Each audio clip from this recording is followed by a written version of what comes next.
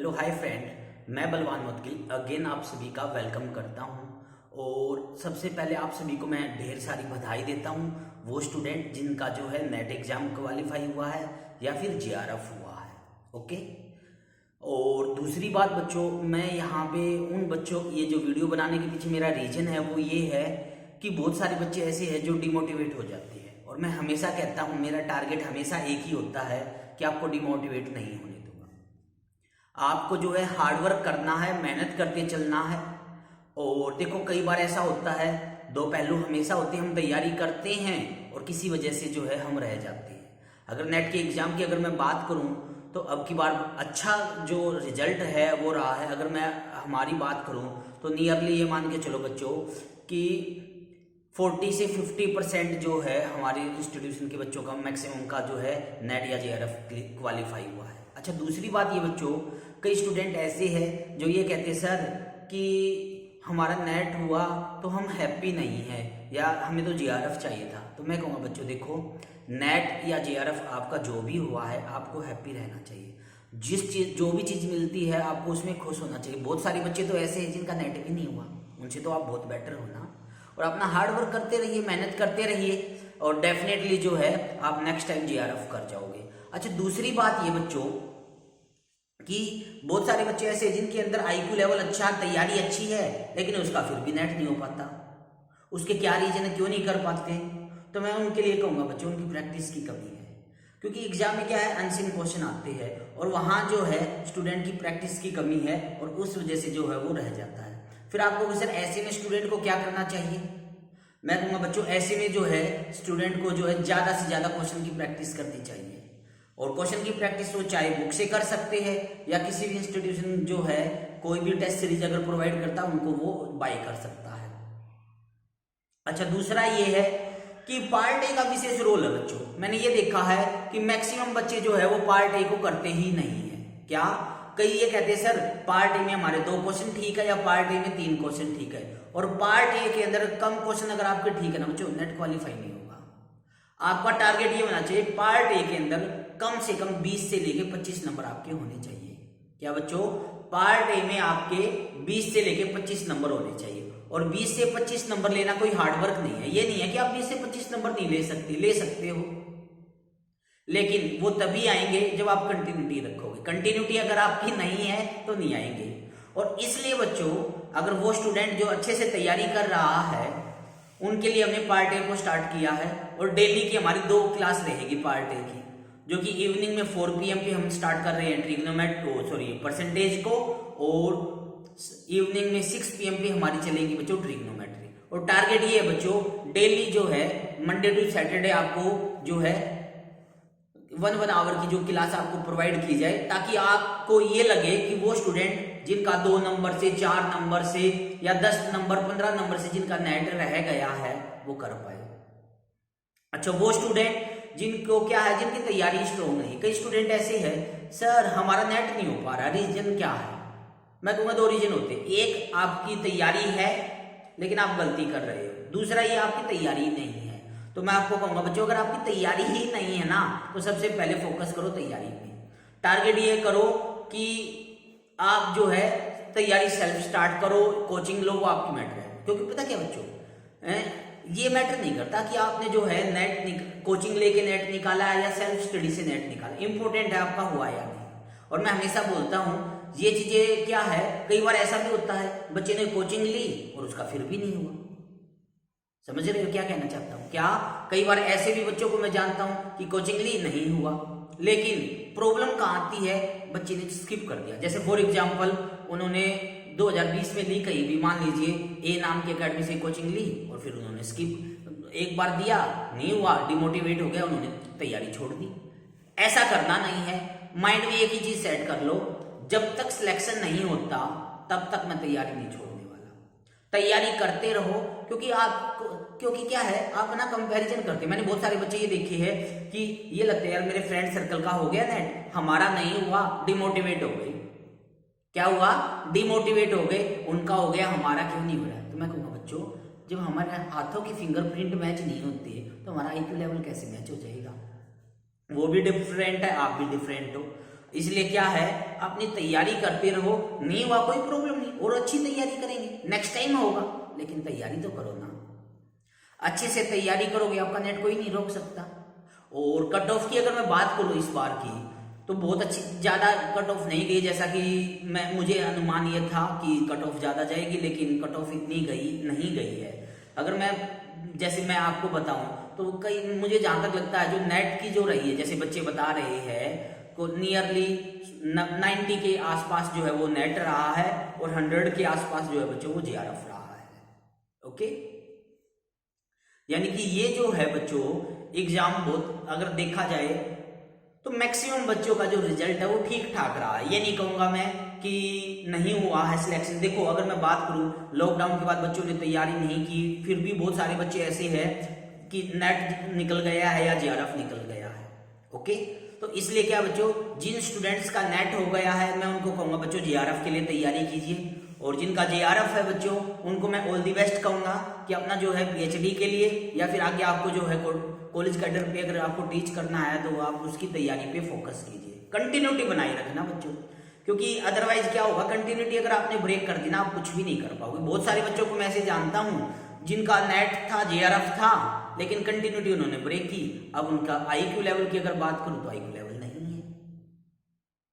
और मैं हमेशा कहता हूं कि जो भी आप स्टडी पे लगाते हो ना बच्चों, वो आपका इन्वेस्टमेंट होता है और कई गुना आपको मिलता है जब आप सक्सेस होते हो। हम स्टडी करते थे, हमें भी याद है, हम बीएससी क्लास, हम प्लस 1 प्लस 2 में हमने कोचिंग ली थी, बीएससी में हमने ली थी।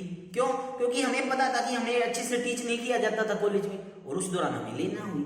अगर अच्छे से कोचिंग कर रहे बच्चा, तो हालांकि कोचिंग की जरूरत नहीं, विदाउट कोचिंग भी बच्चा नेट निकाल सकता है। लेकिन अभी जो, क्योंकि सिलेबस हमें कॉलेज में जो टीच किया जाता है वो सिर्फ और सिर्फ क्या है, लिमिटेड किया जाता है, उस वजह से हमारा नहीं निकल पाता।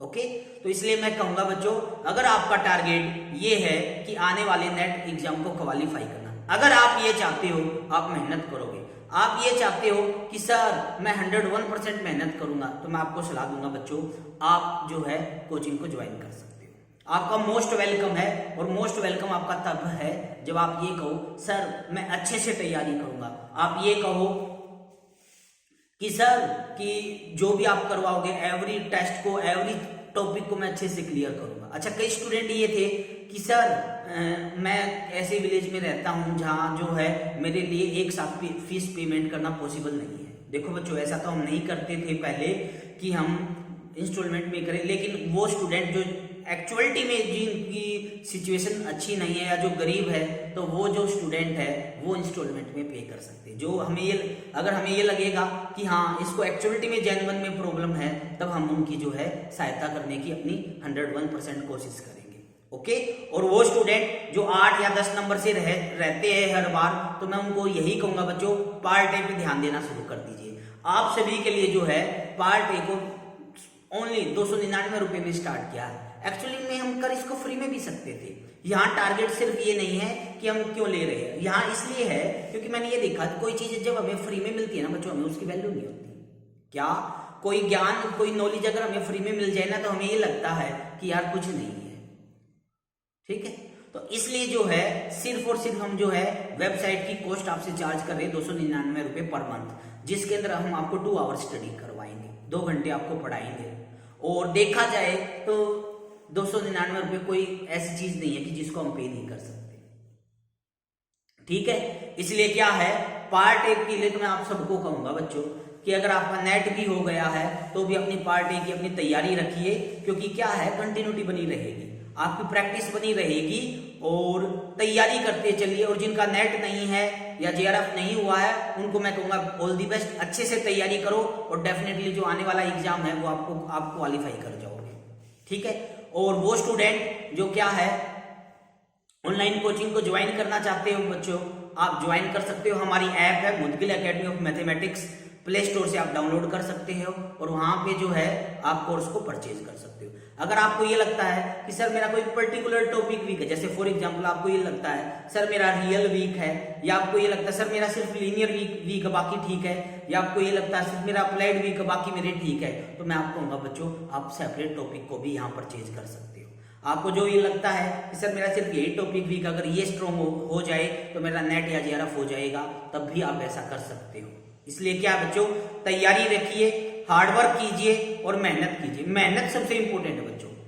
मेहनत अगर करोगे तभी आपको सफलता मिलेगी, बिना मेहनत के सिर्फ, मैं हमेशा बच्चों को बोलता हूँ बच्चों, हम सिर्फ मीडियम, हम एक माध्यम है और सक्सेस जो है, मेहनत है, वो आपको करनी होगी। हम सिर्फ आपको रास्ता दिखा सकते हैं बच्चों, चलना आपको है और चलोगे तो डेफिनेटली आप क्वालिफाई कर पाओगे। वो स्टूडेंट जो अनमैरिड है ना बच्चों, उनको मैं हमेशा कहता हूँ आप सभी के लिए प्लस पॉइंट होता है, क्योंकि क्या है, आपके पास फुल टाइम है, फुल टाइम आप अच्छे से तैयारी कर सकते हो और अच्छे से तैयारी करोगे आपका नेट भी होगा, जेआरएफ भी होगा। तो इसलिए क्या बच्चों, ये मत सोचो कि सर मैं कर पाऊंगा या नहीं।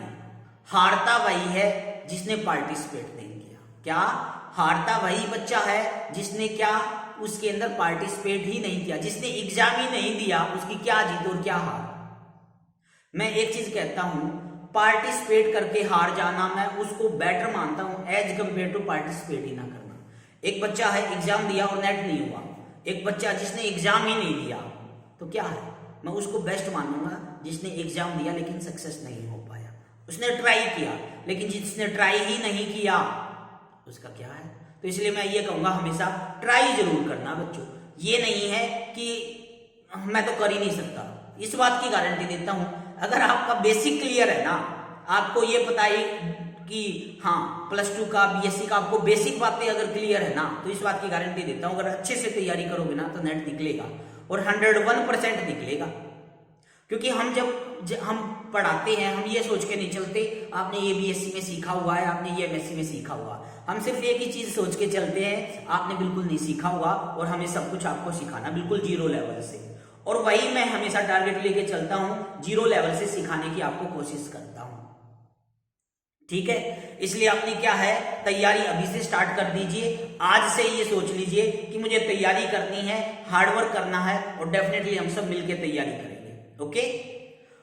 अच्छा, दूसरी बात बच्चों ये कि आप ये, जैसे कईयों की क्वेरी ये थी कि सर जब हम कोर्स परचेज करते हैं उसमें हमें क्या क्या मिलेगा, तो मैं कहूंगा बच्चों आपको स्टडी मटेरियल उसमें मिलेगा, आपको आपके जो लेक्चर है वो ऑनलाइन क्लासेज चलेगी, प्लस में रिकॉर्डेड लेक्चर रहेंगे, ऑनलाइन आपका टेस्ट रहेगा, ऑनलाइन आपके डाउट रहेंगे।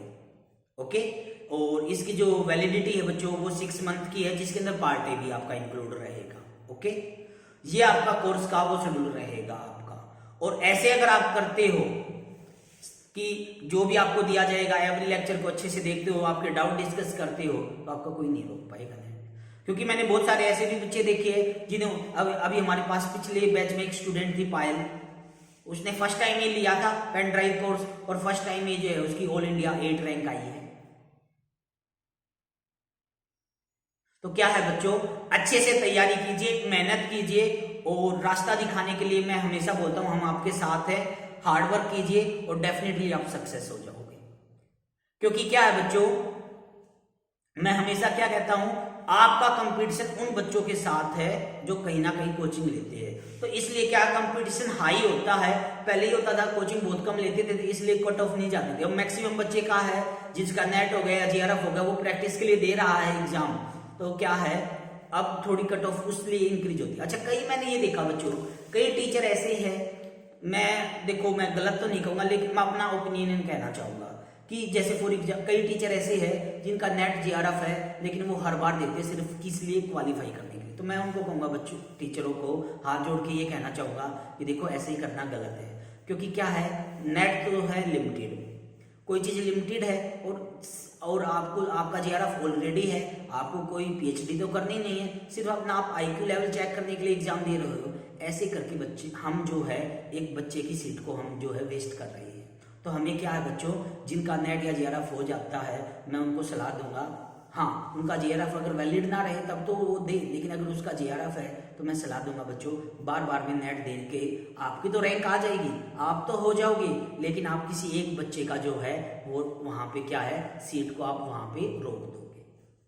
तो इसलिए मैं आपसे हाथ जोड़ के रिक्वेस्ट करूंगा बच्चों कि जिनका नेट या जेआरएफ हो जाता है वो बार बार में ना देके बच्चों का ऐसा ना कीजिए। क्योंकि इससे क्या है बच्चों, आप तो फायदा नहीं ले रहे, लेकिन वो बच्चे जो 1 या 2 नंबर से रह गए हैं, कहीं ना कहीं उस चीज में हम भी रिस्पॉन्सिबल हो जाते हैं।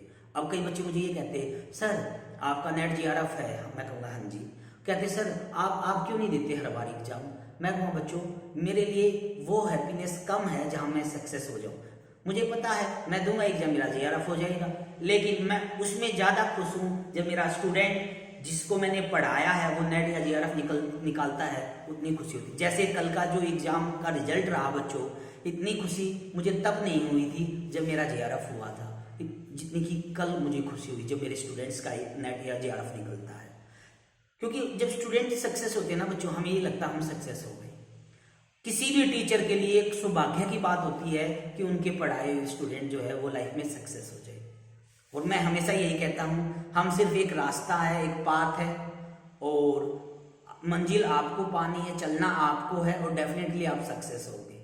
ठीक है, आई होप आप सभी मिलकर तैयारी करने वाले हो और पार्ट ए पे मिलके हम बच्चों विशेष ध्यान देंगे और कोशिश ये करेंगे हम सब मिलके जो है पार्ट ए के अंदर 20 से ज्यादा नंबर हम इस बार जो नेट एग्जाम होने वाला उसमें लेके आएंगे। ओके बच्चों, ऑल दी बेस्ट। मिलते हैं हम सभी इवनिंग में, जो कि हमारी 4 PM पे क्लास रहेगी किसकी, परसेंटेज की, और 6 PM पे हमारी क्लास रहेगी ट्रिग्नोमेट्री की। Okay, thank you friends, Radhe Radhe.